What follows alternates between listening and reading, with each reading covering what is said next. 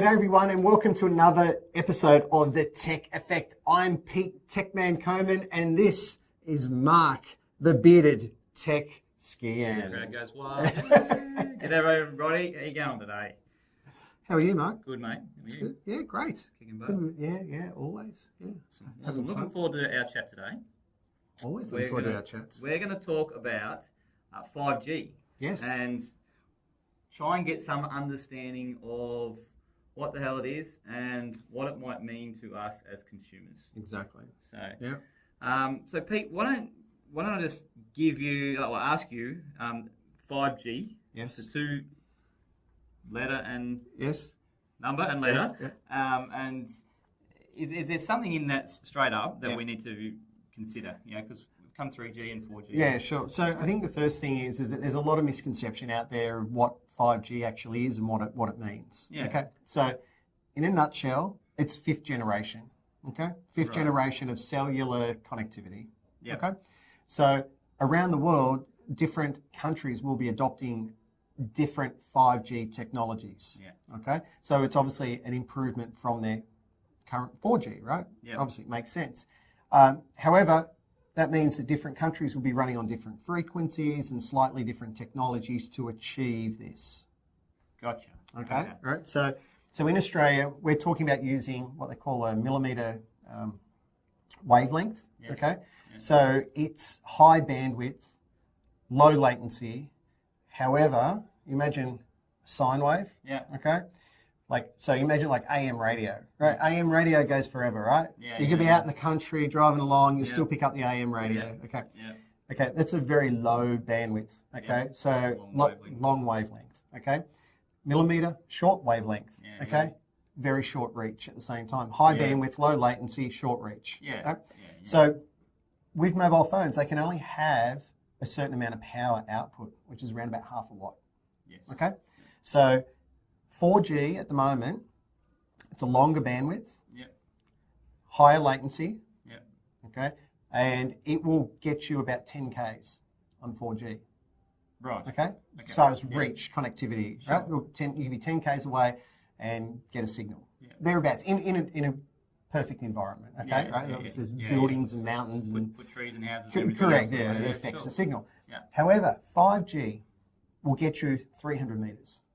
Yeah. All right, So that means we're going to see towers every corner. every corner. Yeah, Yeah. okay. So my understanding of a tower Yes. is they're not going to be your traditional tower like on a big, like we've seen in the big 4G towers. Yeah. These things are tiny Yes. little white boxes, aren't they? Yeah. And they're going to hang off Buildings, corners of buildings, posts. all sorts of things. Yeah, Telstra correct. hubs and things like that. Yeah. So why do we need it? Why do we need 5G? I think we Is always it want evolution? to. We What is always it? want to go faster, don't we? Like, I know, like personally, especially if I'm overseas and I've got my mobile phone with me, quite often it drops down to 3G. From 4, like in Australia, we've got pretty good 4G coverage, Yeah. especially in the major capital cities, right? Yeah. But have you ever noticed when you drop back to 3G and you're like, come on, you're trying to view Especially it. when you're loading cloud storage and things like that. Absolutely. Yeah. You notice the difference, all right? So I think where everyone's fairly comfortable where we're at from a bandwidth or a speed perspective with 4G, 5G will just take it to the next level, all right? But it's not as simple as, hey, let's take out all the 4G antennas and replace them with 5G. It just doesn't work like that.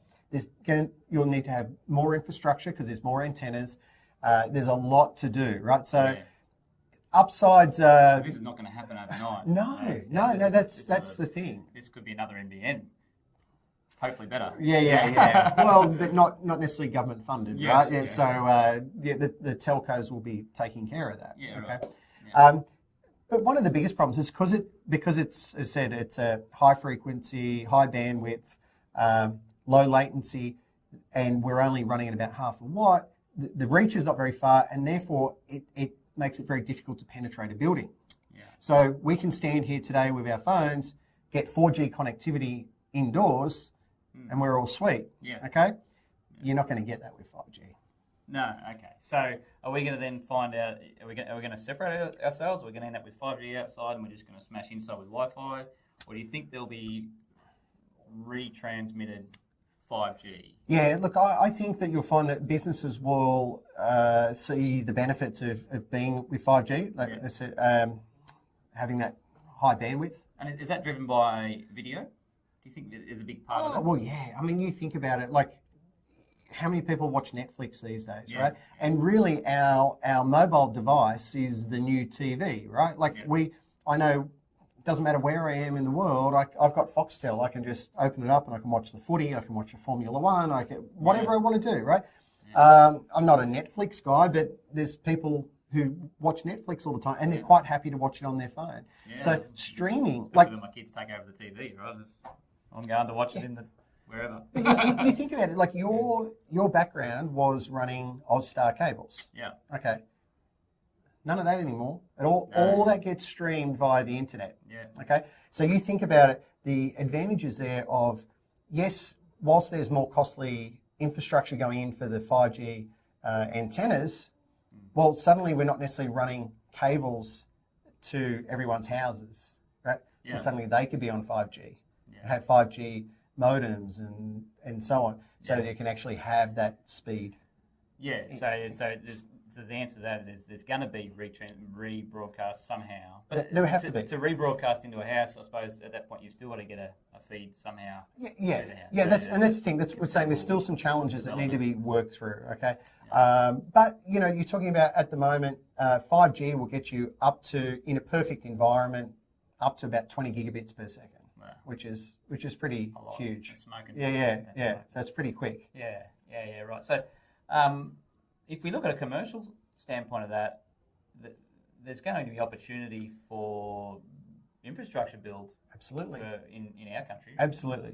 Yeah. So there's a lot of infrastructure with the carriers, but also internally, right? Because you're going to have a lot of these businesses are going to want to retransmit that 5G signal internally. So you reckon that's going to be over fibre or CAT? Oh, it has to be fibre. Yeah. Well, you're doing 20. You're talking about trying to transport 20 gigs, right? If you get to 20 gigs. Yeah, that's right. Yeah. Like, once again, you're talking about a perfect world, and how many devices really can we run on that sort of stuff? Yeah. So I believe that you'll actually be able to get a lot more devices. I can't remember what the figures actually are off the top of my head. But you're going to have more antennas, right? So. You're going to have more bandwidth all around you. Okay. I think the other thing to consider is the for autonomous vehicles, right? You're talking about you got 1 millisecond of latency there, so it's real time. Yeah. So vehicles, it's really the power of 5G, isn't it? That's right. Factors. Exactly. So you can have these cars driving along, talking to each other as they're driving along, sharing information, traffic, where they are, positioned in relation to each other, that kind of thing. Okay, so let's we're going to digress here a little bit. If we get onto autonomous vehicles, this is a bit of a passion of yours. Yeah. Right. Now I spent a lot of time in the States, and I just couldn't get my head around it prior to going to the States around autonomous vehicles. But once I started I use Google Maps over there, and you see how live that data is. And you're going, okay, now I can see that there is actually a future for autonomous vehicles. And because my Google Maps on my phone, that's just going to be built into the to the car, right? Correct. I'm assuming. So it seems to me that whether it's Google Maps or something else, but something similar. Waze or all those. So my biggest thing is I think that I recognise that the biggest challenge with going to autonomous cars won't be the technology. Right. It'll be the people. Okay. So my thinking is that when the whole world's autonomous for cars, it's going to be safer than houses. Safe is safe. Yep. But as soon as you put a person there that can make their own decision, all of a sudden it's not so safe anymore. Yeah, it can be looked at in a number of different ways, right? So obviously with the vehicles, there's going to be algorithms that make decisions, right? Yeah. Okay, so it ties in obviously AI. Yes, that's right. So you've got this artificial intelligence, this machine learning to actually make decisions. Yep. So if it's autonomous, okay. So you think about it. You're in a position. You're driving a vehicle, and a dog runs across the road. Yes. Do you hit the dog, or do you swerve to miss the dog, right? And potentially injure somebody else who might be walking on the footpath or in the car next to you, or you're making a split-second decision, right? Yeah. The car is going to have to do the same thing. Yeah. What does it do? What is the choice? What's the right thing to do? Great question. But this is the thing. So people are going to argue about, the safety of autonomous vehicles. Yeah. Right. You have the same. If you're driving the vehicle, you've got to make a split-second decision yourself. All right. So it's going to be interesting to see how these vehicles, because does it try to protect the people in the car? Does it try and protect the people out of the car? What? Well, I guess there's some of that. It depends on if it can see the people outside the car. Yeah, but if someone's run across, like see sensors and things like that's that. right. In the cars like we are now already, on line sensors and different things on cars. But if a car's doing 60 k's, 70, 80 k's down the road, and someone steps out in front of the car can't stop, right? Yeah. But it could take evasive action. Does it take evasive action, or does it, and possibly injure more people? Yeah. You see? Yeah. That's the dilemma that we're in. But that's no different to if you were driving the car. As the algorithms develop, we get more data. The algorithm's gonna be tighter than probably we could, and faster. It's funny how we accept the judgment of ourselves, but if that was left up to an algorithm, we don't like to accept that because the machine made the decision on it. Yeah, and the first thing to blame in this world is going to be the machine. Well, it was like, last year, a Tesla car was on autopilot and it hit someone on a bike. There was reports that, that person just really stepped out in front of the car. What are you going to do? Yeah, there was all this uproar with, Tesla, it's bad. And, well, what if the person was actually driving the car? The same thing probably would have happened. Yeah, you know what I mean? Yeah. So I think for me, I think it's a mute point, but it'll be interesting to see what those algorithms do, because they're black and white, they're on, they're off. It's digital, right? Yeah. Okay, so autonomous cars, so real time. Yep. 5G is real time, so it'll be a big factor for autonomous Correct. cars. 5G, flipping back, health perspective. There's a lot of stuff around. Yeah. One of the European countries has just gone, until you got some more data. We're not. That's right. Certainly in Australia now, there's groups on Facebook who are banning 5G. There's people looking just to get the hell out of the city and get to the country where there's no coverage at all. Yes. What's your take on that? Look, I've read a fair bit about 5G, and I've seen videos of birds dying unexpectedly when 5G is being turned on. Like I said, 5G is not a technology, it's not a specification as such, right? So what we use in Australia, they might not use in the US, or they might not use in Europe, and so on. So it's very hard to just to have a blanket sort of statement saying it's all bad. Yeah. You might find that certain frequencies are worse than others. Oh, of course. Okay. Yeah, So look, there is some negativity out there. There is some concern about the health of 5G. Yeah. But it'd be what I would like to know. To make a more accurate comment on it, I would actually want to know, hang on, what frequencies are they running at? What technologies are they running? What power are they running? Well, all those kinds of things are all obviously going to come into the health and well-being of people and animals, or the environment. Yeah, and I'm sure, look, because I don't think we're going to stop 5G. It's an evolution. So what we might find is the anti-5G evangelists that will then start, maybe building Faraday cages for their heads and reflective paints and all sorts of stuff. It's probably an emerging market. There's people out there that would argue that mobile phones aren't good for your health, and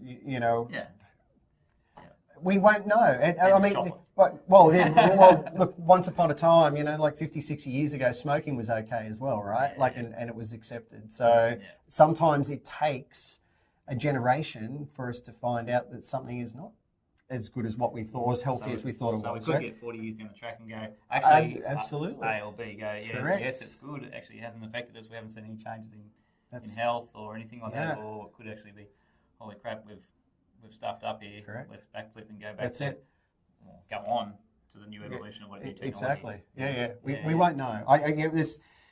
There's studies that argue both cases, right? So time will tell. Yeah. Unfortunately. Yeah, cool. Yeah. Cool. Well, that's our take on 5G so far. We're really not going to know what's going to happen until it all starts to happen.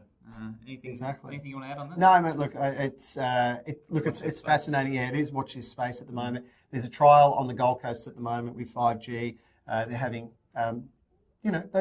so from what I hear, the trials are going well. But as far as an Australia-wide rollout, I think it's going to take some time. But they're not getting the speeds down there that was maybe promised. Well, it depends on the environment, right? Yeah. So, like, they're certainly not getting the 20 gigabits that is available, right? Sold to. The trial they're doing in San Francisco, same thing. They're getting somewhere around 2 or 3 gigabits per second. Yeah. All right. So, environment. It's still a lot of data. It is a lot of data. Yeah. But we always want more than what we can have. Typically, because what are we getting on NBN?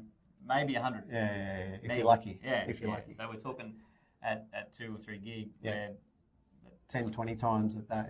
Yeah. It'll be interesting to see how all this rolls out. Exactly. What, 5 years? Do you think? Oh, I think it'll be sooner than that. But it's as I said, it's just not as simple. When they went from 3G to 4G, basically swap the antennas out, do the upgrades, similar technology. 5G, talking about different technology. Well, there you have it.